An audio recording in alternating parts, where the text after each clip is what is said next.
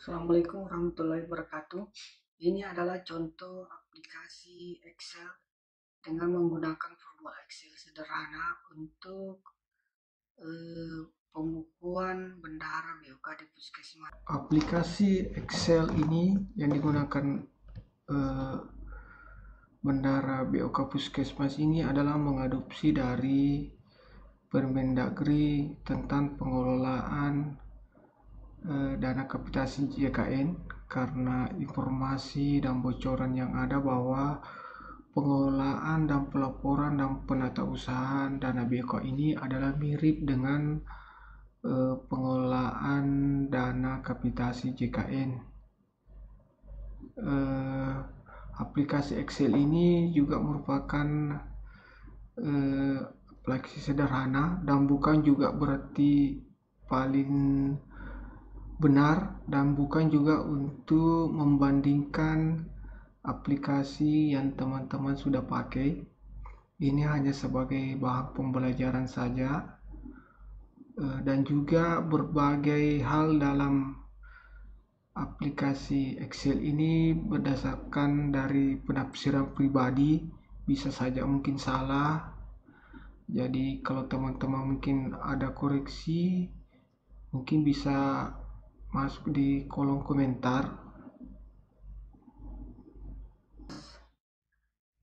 Adapun penggunaannya, di sini kita menginput datanya di sheet input.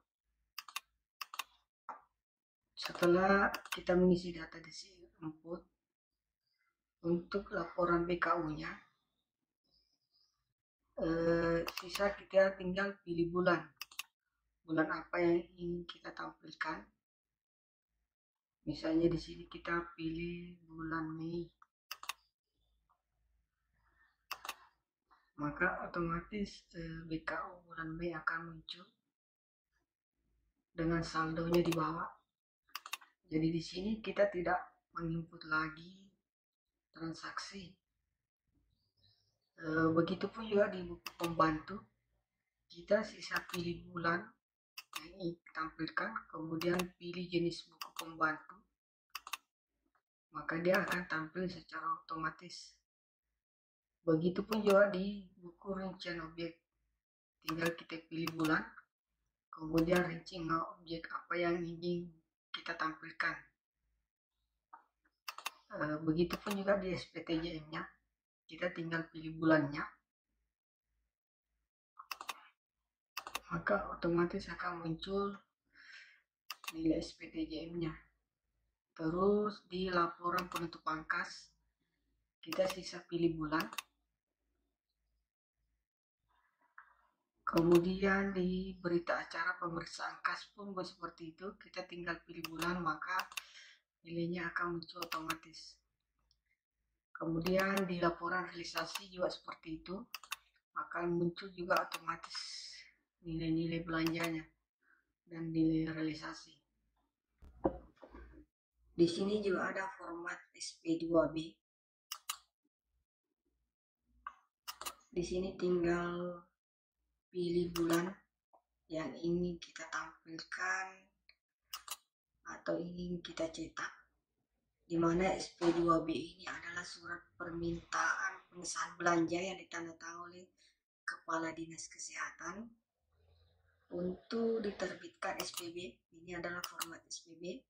Kita bisa buat otomatis, kita tinggal pilih bulannya. Cuma sekarang penerbitan SP2B ini ada berapa versi?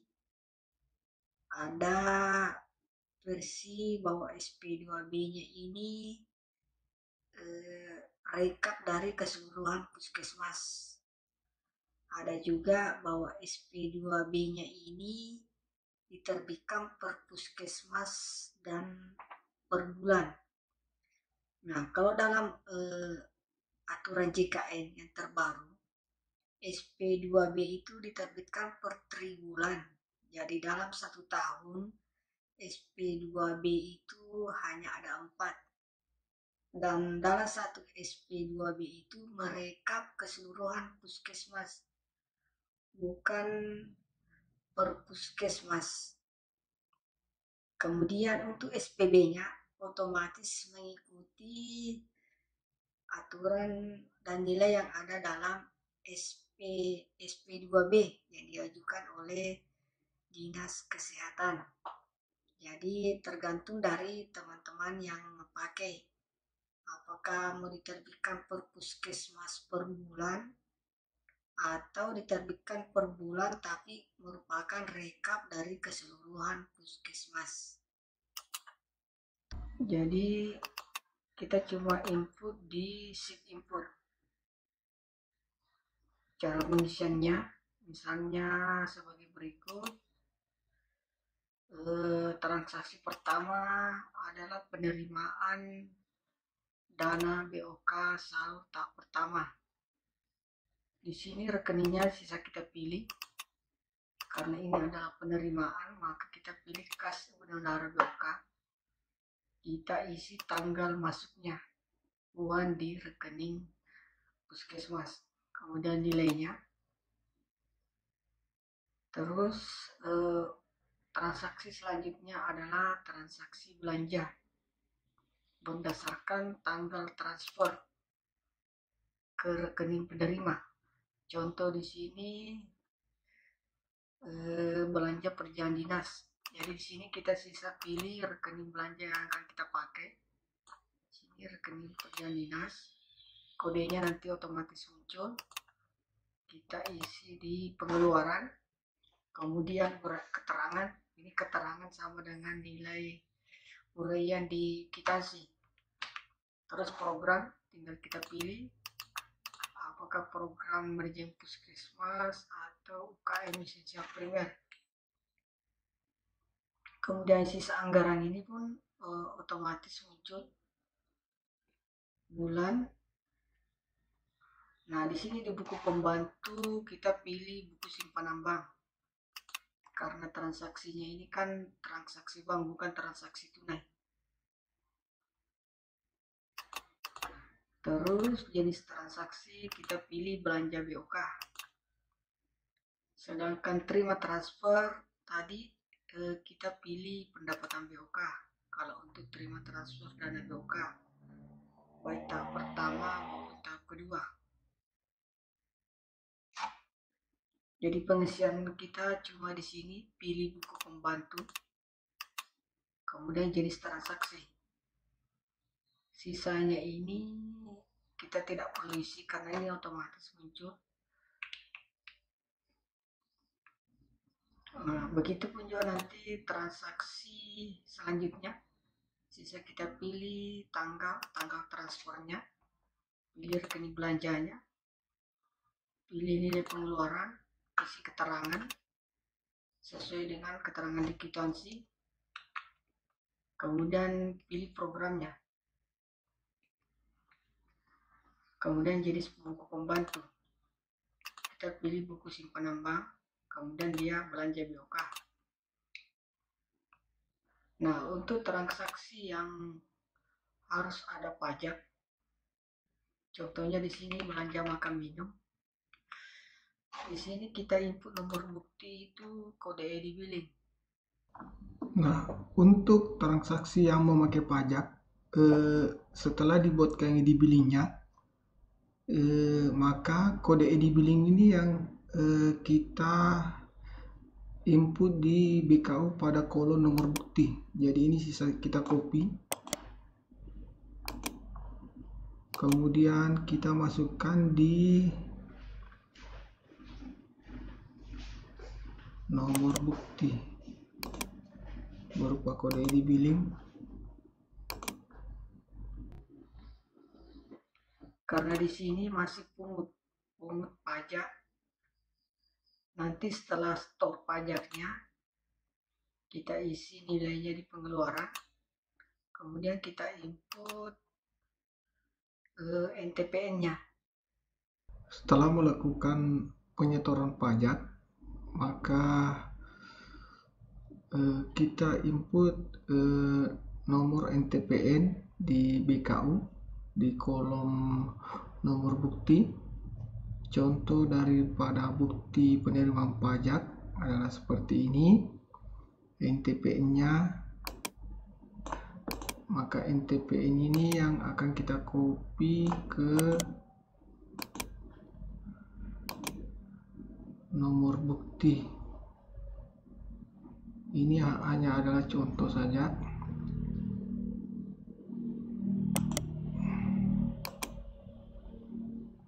Jadi NTPN ini sebagai nomor bukti telah dijadikan store pajak ke kas negara. Jadi NTP ini adalah nomor tanda penerimaan negara sebagai bukti bahwa pajak telah disetorkan.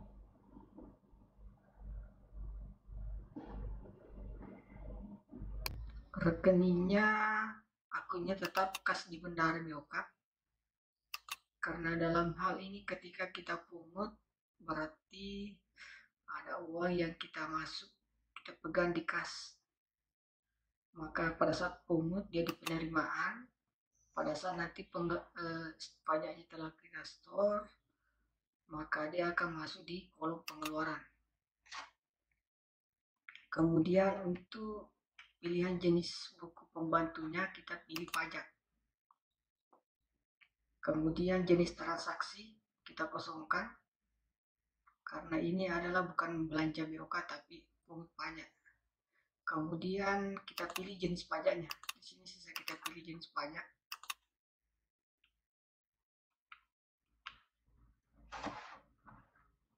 Jadi di sini ada dua, pajak pungut pajak dan stor pajak. Kemudian contoh misalnya pajak yang memakai dua pajak ya, ini belanja cetak, otomatis karena di atas 2 juta ada pajak PPN dan PPH. Jadi di sini kita pungut pajaknya, kita isi nomor bukti berupa ID billing. Nanti setelah kita store pajaknya di pengeluaran, maka kita nomor buktinya itu kita pilih NTPN-nya. Nomor BKU untuk pajak ini kita kosongkan. Jadi untuk belanja cetak ini misalnya, maka nilai yang kita input di sini adalah nilai kwitansi, nilai kotornya yang sudah include pajak di dalamnya. Nah, untuk tampilan di SPJ fungsionalnya nanti pun kita sisa tinggal pilih bulan yang ingin kita tampilkan. Misalnya ini bulan Juni, maka otomatis akan muncul saldo di bawah. Maka saldo SPJ fungsional ini kan harus sama dengan saldo di BKU.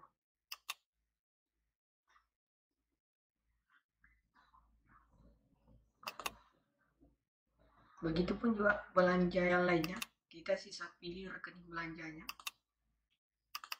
jenis belanjanya, kemudian kode akunnya otomatis muncul, kemudian tanggal transfernya. Jadi walaupun ini untuk kegiatannya di Januari, tapi kalau kita transfer di bulan 7 misalnya, maka realisasinya itu tetap di bulan 7.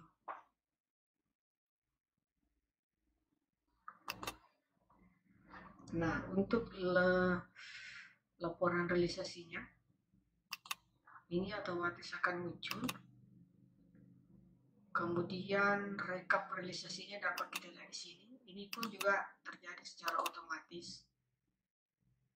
Ini ada jumlah realisasi keseluruhan, kemudian penyerapan, jumlah persennya, kemudian sisa pagu. Ini sisa pagu per rekening belanja.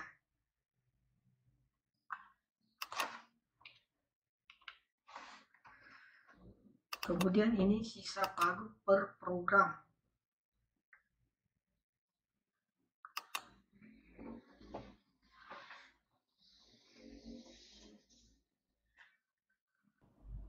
Dan untuk jasa giro biasanya yang muncul di akhir bulan. Di sini kita bisa buat transaksi penerimaan jasa giro. Misalnya jasa giro bulan 5. Kita ambil misalnya contohnya 30 Mei. Nomor BKU-nya kita kosongkan. Nomor buktinya nanti sesuai di rekening koran. Kemudian ini kita ganti kas di Bendara Boka karena adalah jasa giro. Di sini keterangannya kita isi terima jasa giro BOK Puskesmas bulan Mei 2023. Kemudian programnya kita kosongkan. Terus buku pembantunya. Di sini kita bisa pilih buku pembantu jasa giro. Belanjanya kita kosongkan.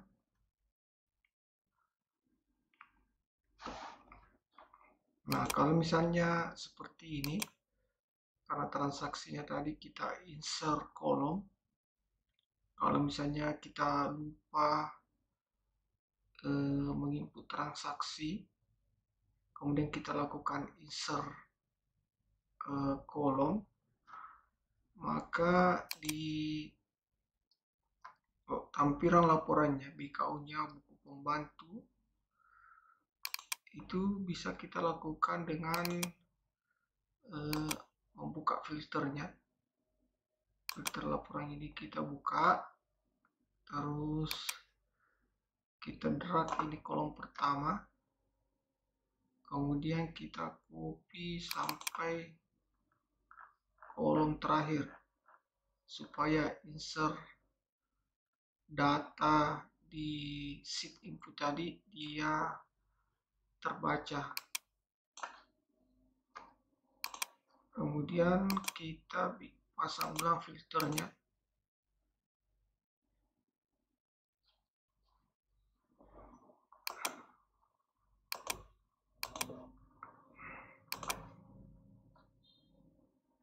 Maka akan muncul tadi data yang kita insert itu adalah terima jasa giro. Begitupun juga di buku pembantu, filternya kita buka, kolom pertama ini kita drag, baru di sini kita copy sampai ke baris terakhir supaya insert data di input tadi terbaca.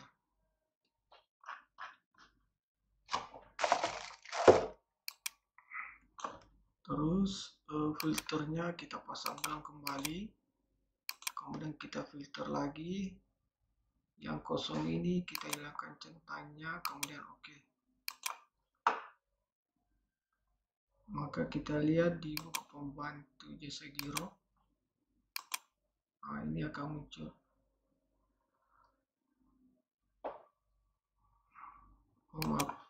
Jasa giro tadi karena ini penerimaan, maka kita isi di penerimaan.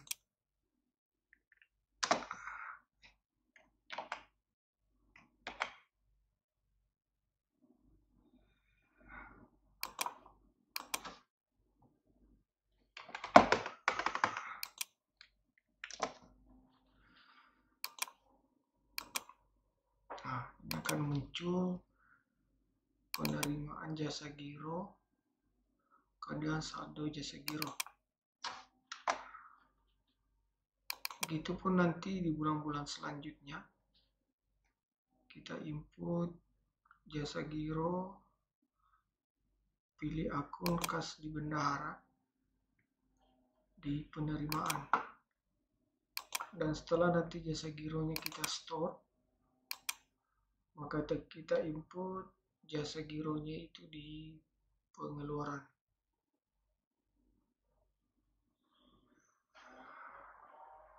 dalam contoh kasus transaksi ini pungut pajak, di mana pungut pajaknya tanggalnya sama dengan store-nya. Nah, kalau misalnya terjadi seperti ini, pungutnya misalnya tanggal 7 bulan 6, kemudian store-nya tanggal 17 bulan 6, otomatis transaksi ini kita harus kasih pindah sesuai dengan urutan tanggalnya. Ini karena sudah terlanjur kita input, ini bisa kita copy ke urutan, karena ini tanggal 17 bulan 6, maka ini bisa kita insert di sini setelah tanggal 16.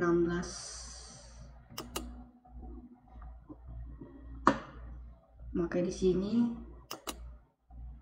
store pajak tanggal 17 bulan 6. Pajak ini adalah pajak yang kita pungut saat tanggal 7 bulan 6. Ini jumlahnya harus sama. Maka diharapkan supaya pungut dan store pajak ini tuh di tanggal yang sama. Nah, bagaimana tampilan di BKU-nya atau buku pembantu pajaknya? Itu nanti otomatis juga akan muncul sesuai dengan urutan tanggalnya. Karena tadi kita melakukan insert kolom, maka kita bisa untuk tampilan laporannya ini seperti biasa, filternya kita buka, kemudian baris pertama ini kita copy sampai ke bawah, terus filternya kita pasang ulang.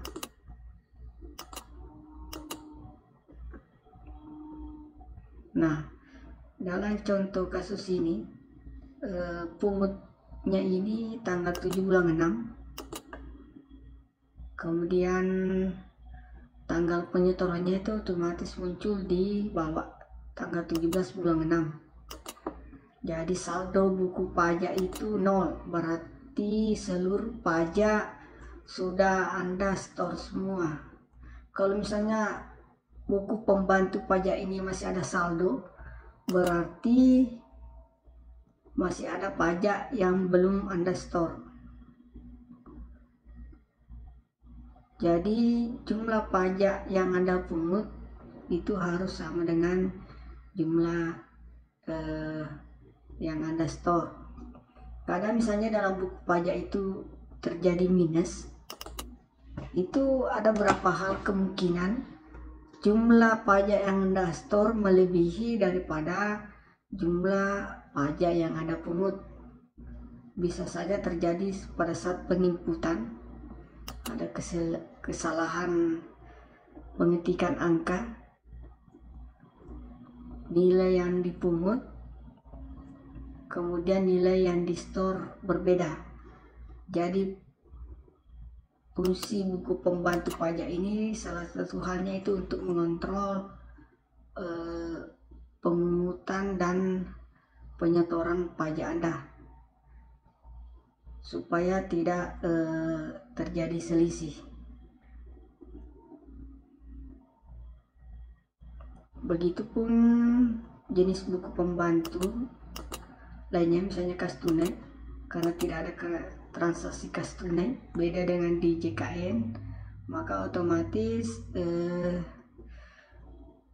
buku kas tunai itu kosong, karena transaksi yang terjadi itu transaksi non tunai atau transaksi buku pembantu simpanan bank.